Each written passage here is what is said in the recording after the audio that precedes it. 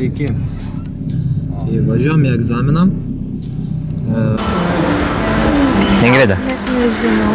Aš prie tavęs priėjau ne tam pažiūrėt, kaip tu prekės renkės. Aš visiems turiu nedaug laiko. Aš irgi, žinok, nedaug laiko turiu. Aš neišėjau to prasme. Maksimas stogas griūna vis. Maksimas stogas irgi?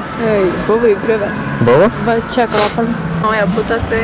Arbatos servizą.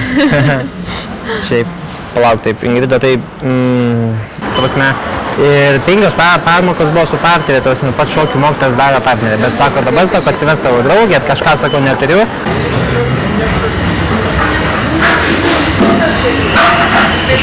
Atsiprašau, nežinau, čia jūs vyrėjai kas, bet žinokit, žiauriai druska atrodo išmirkytos visiškai, negalim valgyti. Jo, negalim valgyti, aš vieną paragavau ir tiesiog, tai pasižiūrėkit, nes aš tai čia net ne šitas. Ir vaikinas realiai to pasitikėjimo savimi ir galbūt turimų didesnių pinigų, kaip jis tas daug kompleksuoja dėl to, kad jis pinigų neturi, o tu esi gražiai apsirengęs, pas tave tikrai 20 minutų yra, ne problema, žinai. Ir jisai iš tikrųjų pamatė, kad tu esi geresnis už jį.